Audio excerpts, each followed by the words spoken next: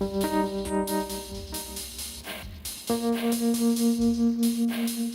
I'm Martin Archer, and in this group I'm playing saxophone and electronics. My name's Peter Fairclough, and I'm playing the drums.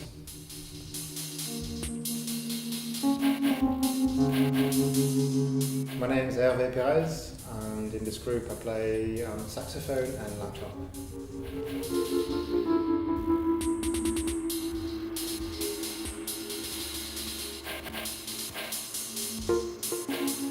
So if I had to sum up Inclusion Principle very quickly, I'd say that it was an improvising group that moved from very spacious abstraction through to ferocious intensity. It didn't forget its jazz roots. It included traditional jazz skills in its playing, but it added a whole dimension which was completely different.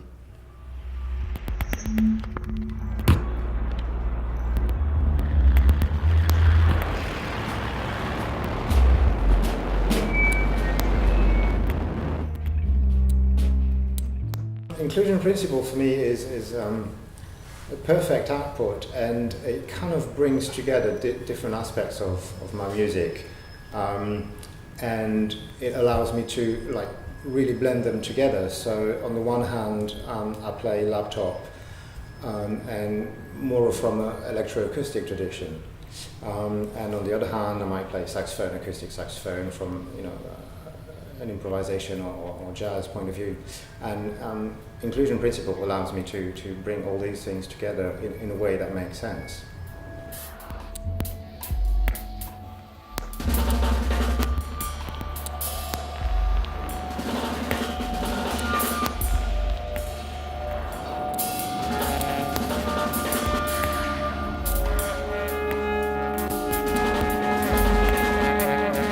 I think the rhythmic language of the group is very interesting, because even though we're a technology group, we don't make any attempt to sync the tempos together electronically. We still rely on our ears, and sometimes we're playing in tempo together, but sometimes we just achieve a kind of general forward momentum, which is a kind of collective forward tumbling is the way that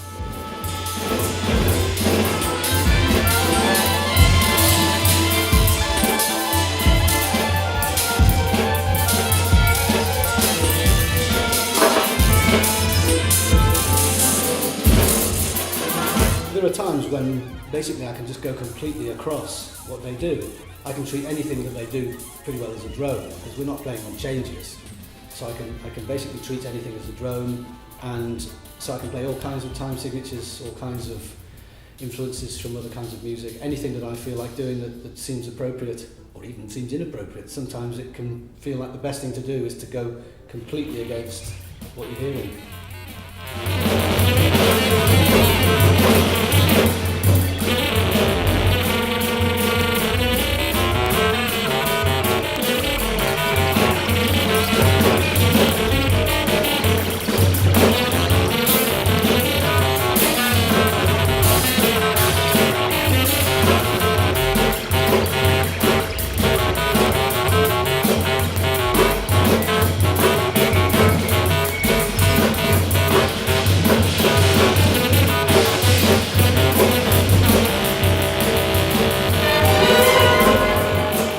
There are parts to the music which are kind of similar to traditional approaches in a kind of harmonic or rhythmical sense.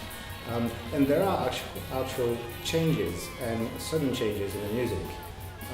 But it's true that something which is very particular to this group is the level of listening that we have to do, and the kind of mind states that we get in performance. For me, that's something which is very special about this group.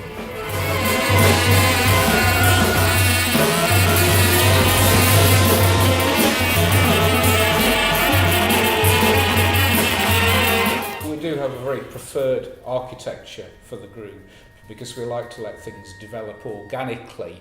We tend not to split it down into small sections, so typically a 40-minute set allows us to develop an arc of the music which we find satisfying. and hopefully everyone else does too.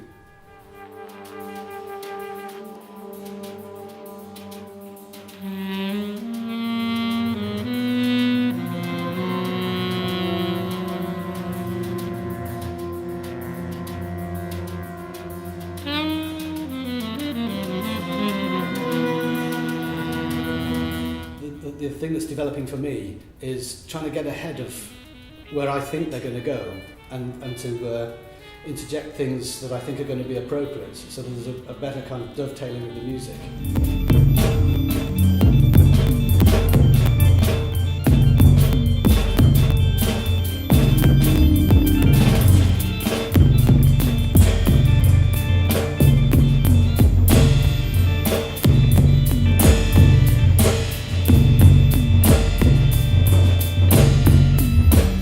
I think for me the notion of the experience, whether it's an emotional, intellectual or physical experience is quite interesting because I work with sound and sometimes sound art, and I think that the music we do is quite immersive in that way to really provide an actual experience, not just entertainment.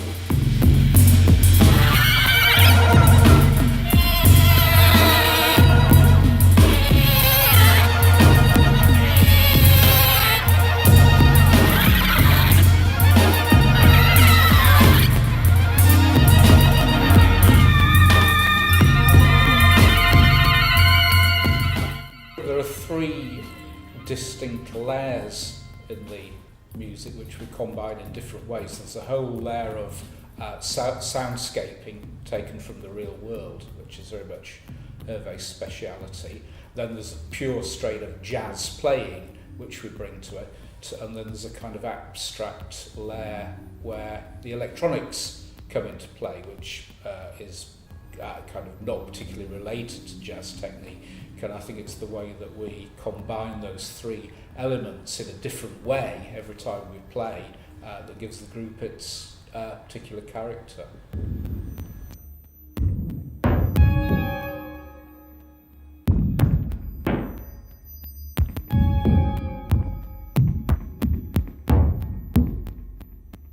I think we make sophisticated and complex music that is experimental and adventurous, disguised as music which is quite accessible. And it's definitely not easy listening, but it's easy to listen to.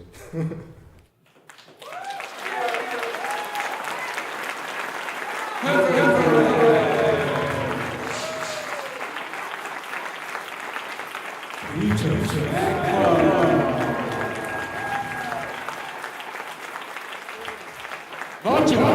bate.